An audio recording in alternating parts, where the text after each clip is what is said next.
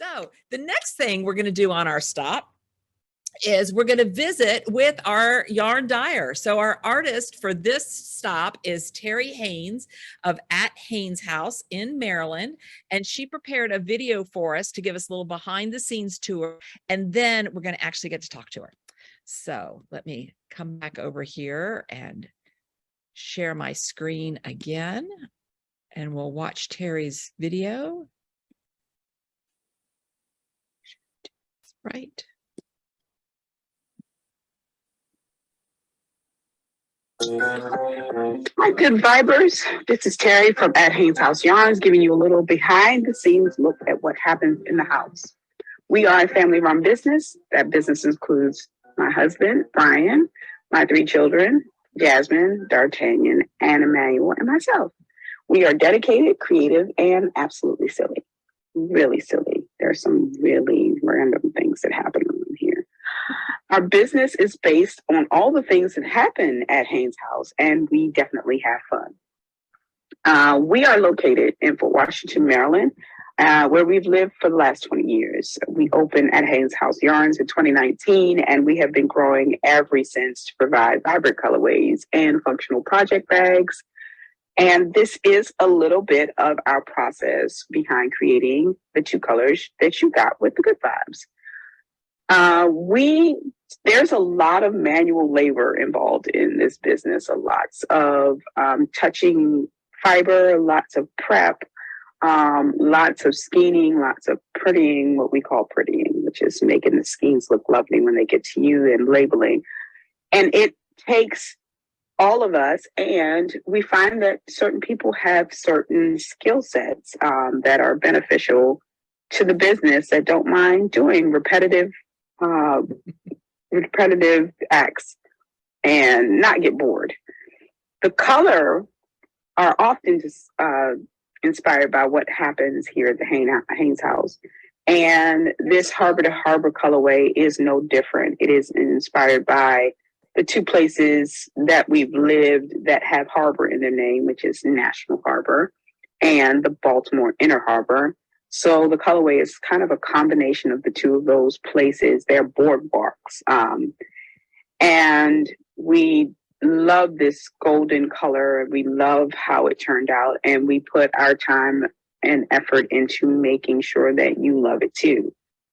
The other colorway in this that you got with your kit is This Is How We Roll. And it is a really good statement to how we roll as a family.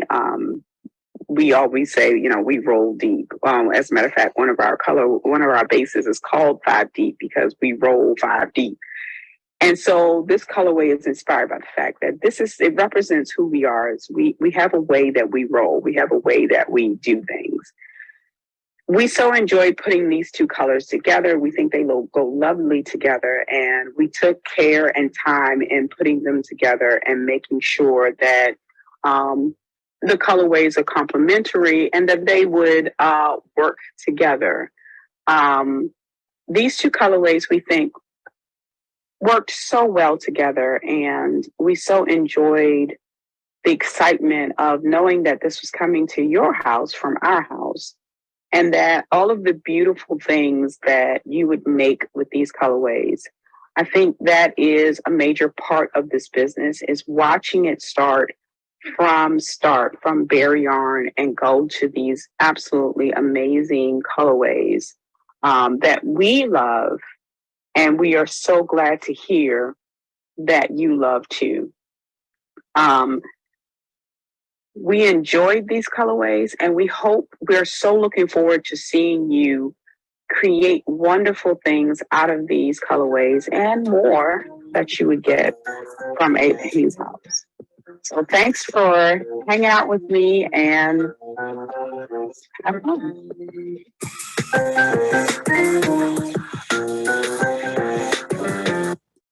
All right.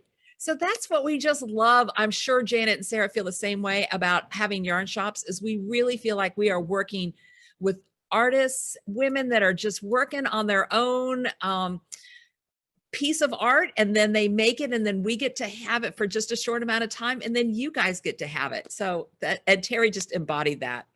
So let's see. Welcome, Terri. Thank you so much for joining us. You are in a special place doing something else, and we are so glad that you took time to join us today. I am sitting outside of the Shenandoah Fiber Festival in Berryville, Virginia. I warned my small group. I'm gonna warn everybody else. We were under a tornado watch about an hour ago, and I suffer from weather-related migraines. So if I a lot, it's because I'm still foggy from it. I feel better, but just know my brain is fuzzy right now. Well, we're really glad that we probably wish we were with you at the Fiber Festival. So yeah. We can skip that. Yeah. Okay. So we got some questions that ahead of time. We'll ask you this, and then we'll see if we have some new. But what are some favorite patterns for your yarn? Well, it depends. It depends on what you want to get and what weight you got. We at Haynes House, for those who don't know, my husband also knits and crochets and spins and makes our bags. So we have a lot going on, but we seem to love Isabel Kramer patterns. Like, it's just one after the other. Tin Can Knits is another one we've knit. There's someone called Anna Strick. I seem to be knitting a lot of her patterns. So it all depends on what you want. And that is actually one of the things we try and do to make sure there's always something for whatever kind of pattern you want to make. We've got something for you. Yeah. I like Isabel. I'm doing an Isabel Kramer pattern right now too. So yeah. So another question we had is, what's the weirdest dye combo that you have and it turned out better than you expected? Oh Lord, you did ask me that question. Oh, that's a lot of, wait a minute, let me think. I should have thought about that one, because there are times where, okay, what was that? It was a pink. We had a Mulan colorway. It's called Late Burnt Bloomer. It was from the scene where Mulan is sitting under the tree with her father, and he points out the one flower that's bloomed late. And so it is pink, and we put yellow on it. And I was like, I don't know. I don't think that's gonna come out right. But it came out so well. So there are many nights. My youngest son, Emmanuel, the 21-year-old, he was in the bottom of the picture on the video. He's my colorist. We just gave him that name today. He's my colorist, and we often will look at something and go, you know what? Let's just leave it out here for the wash person, which is D'Artagnan. We're just not even gonna make a judgment call on it until it's washed and dried, because sometimes that makes a huge difference. So when that happens, are you writing it down as you go along? So if you needed to, oh, that turned out really good, can you remember it again? It's very funny. Sometimes no. And that's always an adventure to go back and be like, I have index cards with the recipes on, and I have a recipe book, a notebook where we write all the recipes down. And you don't know how many times I've said to Emmanuel, it's somewhere in the book. And he's like, Mom, it's not in the book. And I'm like, yes, it is. I know I wrote it down. So that is a funny joke. It's somewhere in the book. Just keep looking. Like, you have to go by timestamp. It's like, what were we doing at the time that we did this? So go back to that. So yes, we do write them down. And sometimes, but sometimes the hardest ones is sometimes a color will mess up and really be messed up, but you don't know how you messed it up, and then it's out nice, and you're like, I don't know how to recreate that. There's 20 some odd skeins of my house of this purple that we were trying to make. I made a mistake and made it. Then we were trying to recreate. Yeah, it was a mess. It was a mess. So we just gave up. Well, and I know you dyed a lot for us, but usually how many do you dye in a batch? It all depends. And now Emmanuel's coming to get in the car. I'm still on the thing, baby. Oh, well, this is okay. My son just got in. Hey y'all, how y'all doing? The next question is, what's your favorite thing about working with your family? What's your favorite thing about working with your family? Okay, now there's music playing. Go ahead, answer the question. Oh, she's yes, talking to me? you. Oh, I mean, there's my husband in the back seat. I mean, it's a very interesting experience. On the bright side, you already know everybody you're working with. 'Cause Yeah. I've been with them over 20 years. But on the downside is they're always there. So you live with them. So any moment work could just be happening. Yeah. Didn't sign up for that. I work with my family too, so I can appreciate that, knowing when to zip it. Yeah. Yeah, I have to say, We're I not need working. to talk to you about something tomorrow. I'm not talking about you because I'll just go across the hall into his room and be like, Emmanuel. He'd be like, no, Mom, we're off. I'm like, right. Okay, I'm going back across the hall. Yeah. Okay. Well, we also They know. are- I'm in the car and the show is over. So if you see them back there moving around, they're getting the stuff so they can start breaking down the booth. Sorry. It's popping up everywhere. No, you are a working woman and we are glad to have you. The other question we wanted to ask you was to just tell us a little bit about Project Knitwell. Okay, so Project Knitwell is a nonprofit organization that teaches yarn on a therapeutic, knitting on a therapeutic level.